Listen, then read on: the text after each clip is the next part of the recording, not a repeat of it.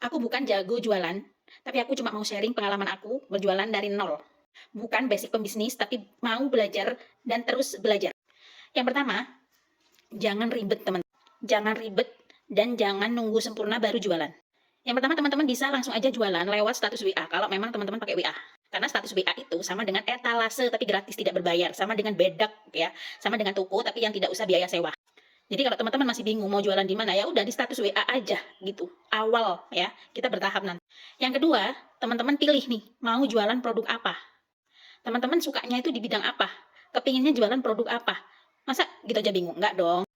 Pilih yang satu barang yang memang benar-benar teman-teman pakai ya.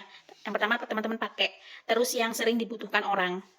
Terus teman-teman sudah, misalnya kalau produk ya, teman-teman sudah merasakan manfaatnya sendiri. Kalau fashion, teman-teman memang suka fashion itu, tas, baju, hijab, kayak gitu. Jadi poinnya pilih produk, yaitu yang pertama, teman-teman yang pakai sendiri. Yang kedua, teman-teman tahu tentang produk itu, entah produk fashion, entah produk apalah itu ya. Yang ketiga, jangan lupa konsisten. Harus istiqomah posting di status WA kalau teman-teman itu jualan. Cara konsisten, teman-teman bisa pasang alarm. Alarmnya teman-teman pasang di jam-jam yang teman-teman benar-benar longgar. Jadi pas kamu longgar di jam berapa ya? Misalnya habis anak berangkat sekolah atau sore hari atau siang hari, teman-teman kan yang tahu teman-teman sendiri.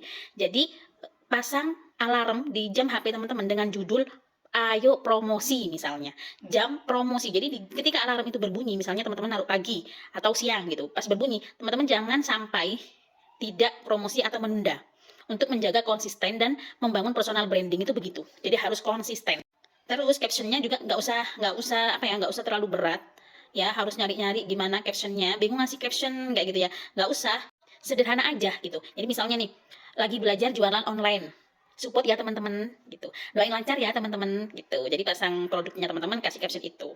Terus alhamdulillah, dengan bercerita juga bisa, alhamdulillah aku pakai produk ini yang awalnya begini, sekarang alhamdulillah aku begini. Itu kalau produk. Tapi kalau fashion misalnya, aku senang banget pakai produk ini gitu, bahannya ini, bahannya begini, kayak gitu. Bisa dipakai kemana aja, formal, informal, kayak gitu.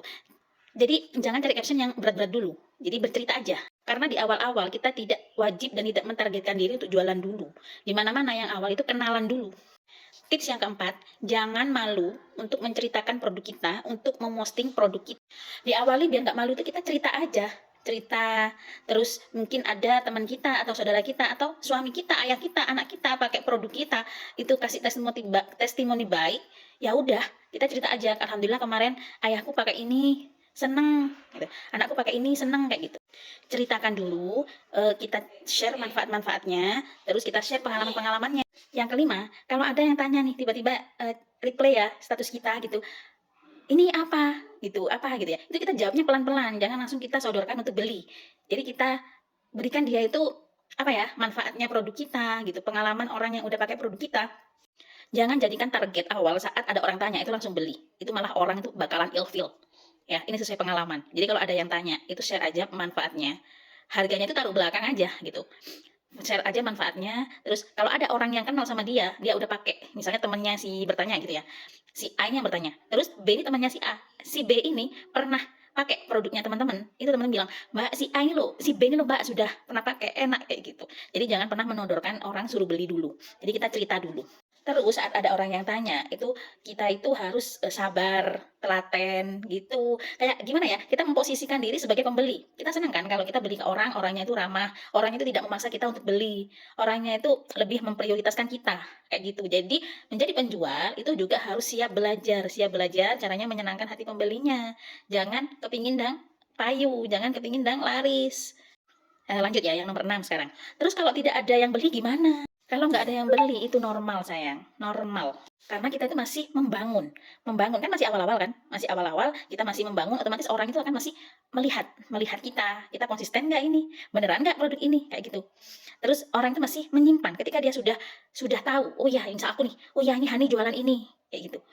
Pertama nggak percaya kan, dia ingat aja dulu, oh ya Hani yang jualan ini gitu. Terus kita promosi lah, testimoni, apalah yang berkaitan dengan produk kita posting. Akhirnya orang tahu, oh ya, dan orang percaya, oh iya ya produknya betul deh, kayak gini, kayak gitu.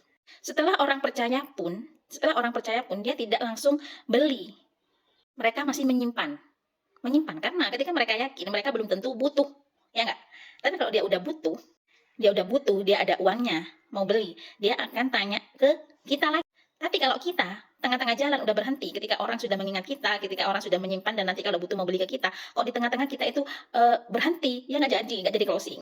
Selanjutnya yang terakhir nih ya, niatkan untuk bantu orang. Jangan niat jualan aja, niatkan bantu orang. Maksudnya bantu gimana? Ya kita ketika jualan nih, misal nih, jualan produk ya, produk kayak aku. Aku kan jualan produk herbal, produk skincare. Itu aku niatkan, ya Allah, aku niat bantu orang yang nyari obat herbal yang simple dibawa kemana-mana.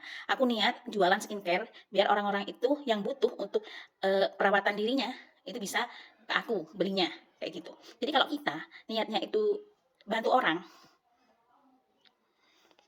maaf ya, durasinya panjang, tapi tenang aja. Ini konten berhadiah.